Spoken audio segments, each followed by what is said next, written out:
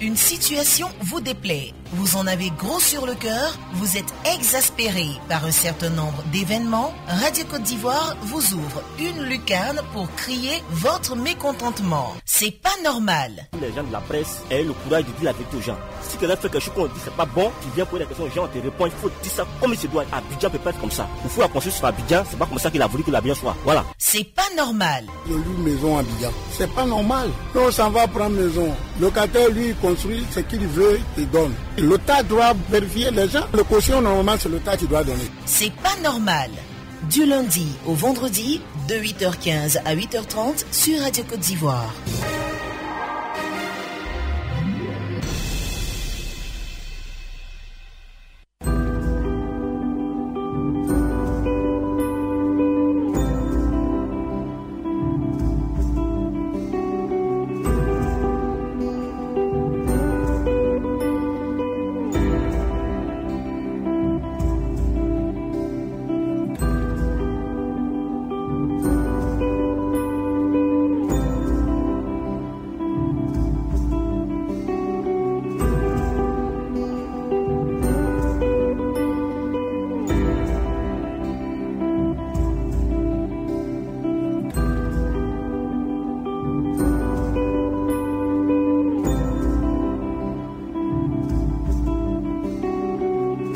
« 21 44 48 20 24 27 87. Nous sommes encore là pour passer encore du temps en votre compagnie. On espère que vous aimez là où vous nous écoutez.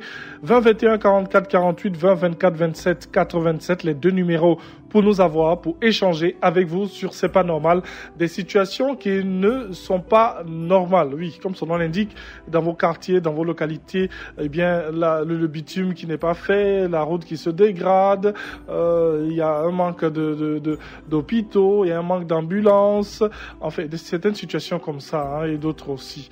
20 21 44 48 20 24 27 87. Nous allons avec monsieur Adi Emmanuel qui nous appelle de Mama. C'est bien cela. Bon, bonjour Thierry Hannibal. Bonjour monsieur Adi Emmanuel. Oui. Nous vous écoutons.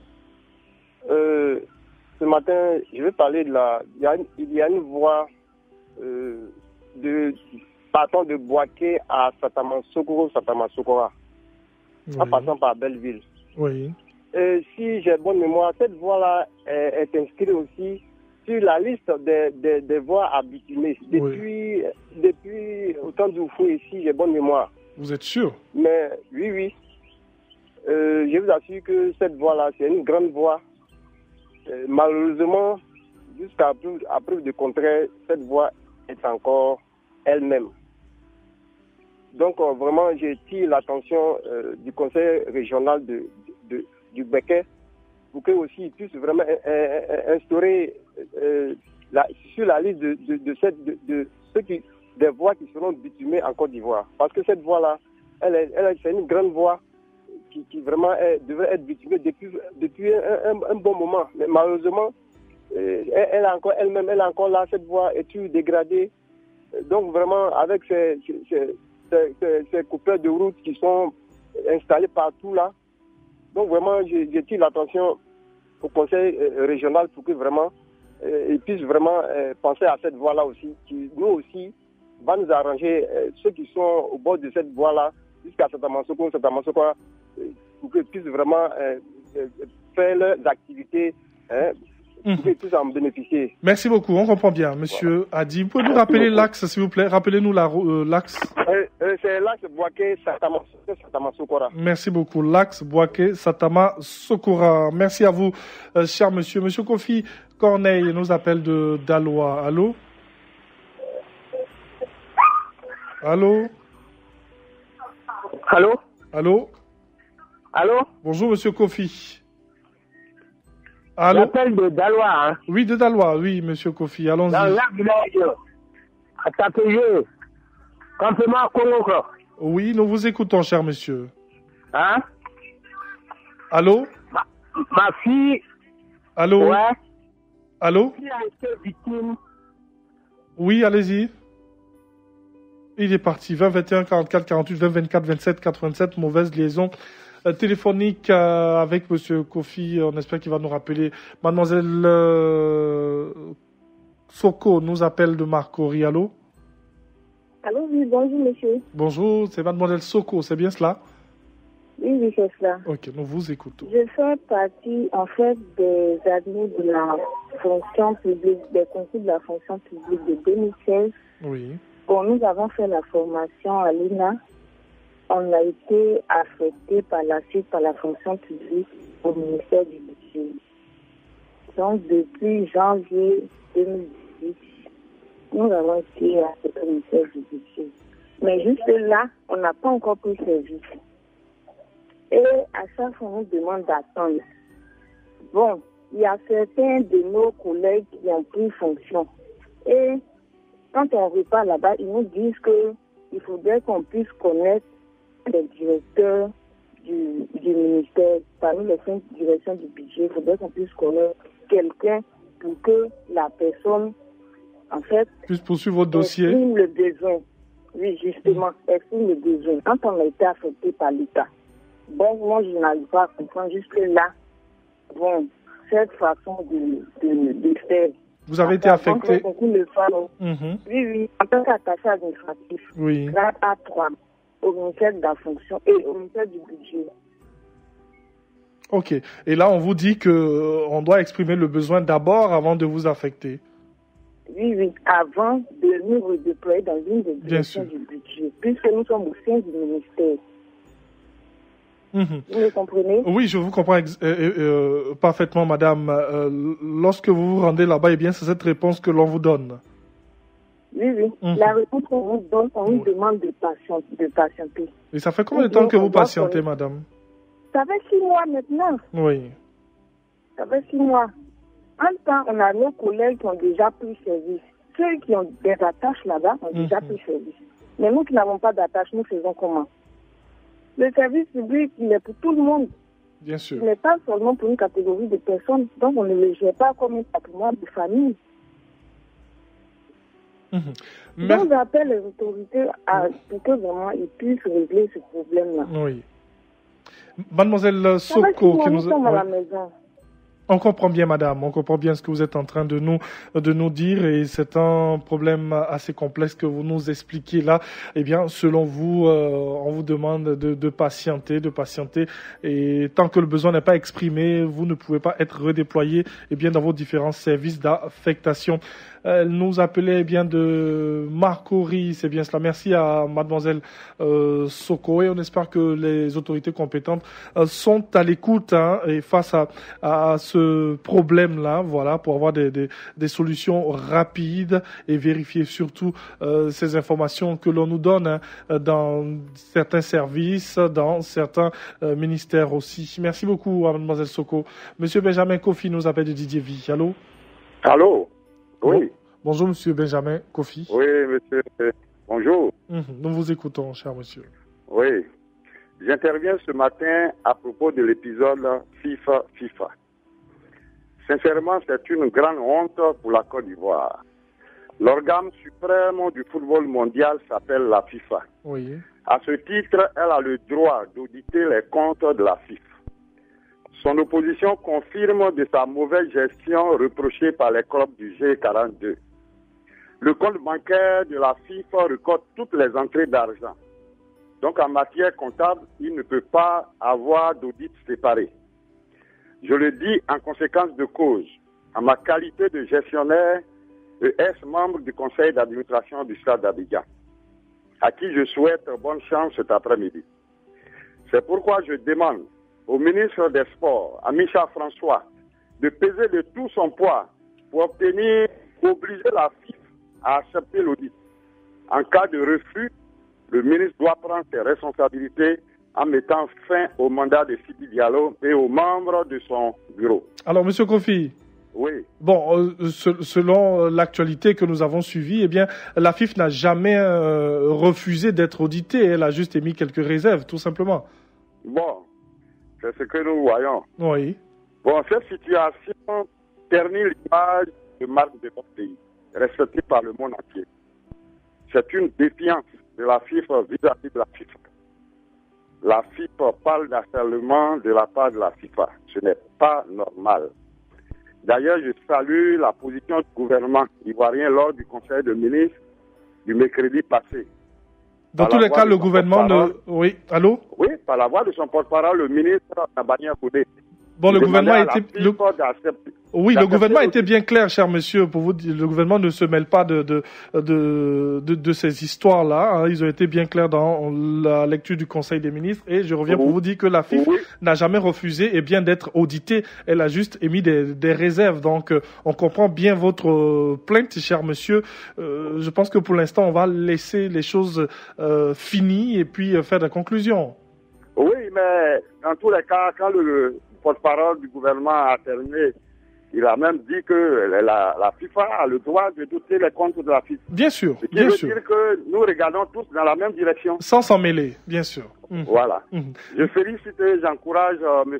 Soalio, consultant de l'émission du groupe, pour ses analyses responsables. Merci beaucoup. Honnêtes et limpides. Oui, merci beaucoup. À vous, cher monsieur. Nous allons poursuivre. On a déjà bien compris ce que vous voulez nous dire, cher monsieur Benjamin Kofi, qui nous appelait de Didier Vie. Monsieur Saïf Félix nous appelle de Guiglo. Allô?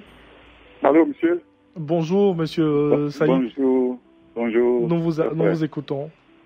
Bon, mon problème, c'était affaire de logistique. Nous, qu'on paye les motos, là. On nous fait payer les logistiques pour qu'on nous donne matricule pour mettre sur moto. Mais quand on paye là, jusqu'à où j'ai payé pour moi depuis 2 mois, je n'ai jamais trouvé. Plein de gens. Mais quand tu arrives sur la route là, les policiers, les gendarmes te bloquent à cause de ça. Mais pourtant, on a le réussi. Le réussi là, ça est dans nos mains. Mais pour trouver le matricule là, c'est difficile. On ne nous donne pas. Ça y est à la douane là-bas. Donc vraiment, c'est pas normal. Or, c'est pas petit l'argent. On paye de fois, c'est 60 000. Ça dépend des qualités des motos. Hein? Mais on n'a jamais trouvé cette plaque-là. Donc vraiment, c'est pour cela que mon problème ce matin, c'était ça. Oui. Jusqu'à on nous bloque sur la route à cause de logique, affaire de... Comment on appelle ça? Les plaques qu'on met sur les plaques d'immatriculation. Donc ce matin, vraiment, il faut que vous dites aux hommes, surtout les douaniers, pour qu'ils puissent nous donner les plaques là. Est-ce que vous êtes en règle vis-à-vis de tout ça? On a en règle, on paye. On paye. On paye, on nous dit le prix. C'est-à-dire, tu as moto là. Oui. On paye ça. Voilà. Des fois, c'est 70 000. Ça dépend des motos. Ok. Pour vous faire immatriculer, c'est bien cela? Oui. Oui, ok. Merci beaucoup à vous, cher monsieur. Monsieur Saï, qui nous appelait de Guiglo, voilà, qui revient sur un problème récurrent dans cette localité, parce que ça fait plusieurs personnes qui nous appellent de l'ouest de la Côte d'Ivoire et même aussi du sud-ouest pour se plaindre de ce problème d'immatriculation ou souvent même de vignettes auto.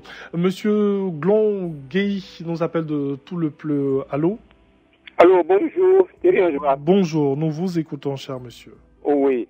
Je voudrais parler aujourd'hui d'une école qu'on appelle l'école de Tout le Pleu, qui se trouve dans le quartier Sokorani. Cela fait 2 ans, cette école a été décoiffée par le vent. Alors que l'école est située à 2 pas de la mairie, à 2 pas de l'inspection, mais les gens ne prennent pas la disponibilité de réparer cette école. Et les enfants vont à l'école comme c'est collégien. Les enfants, il y en a qui vont le matin et le soir, et ils ne vont pas, les autres s'en vont. Et c'est dans la cantine, dans la cour de cantine là, et ils font leur cours. Vraiment, je voudrais interpeller nos autorités pour qu'ils puissent réparer cette école. Une école de 6 classes. C'est pas normal, hein? Monsieur Glongley, depuis Tout le Pleu, qui veut la réhabilitation de l'école primaire de Tout le Pleu, c'est bien cela? Oui, c'est ça. Merci beaucoup à vous, cher monsieur.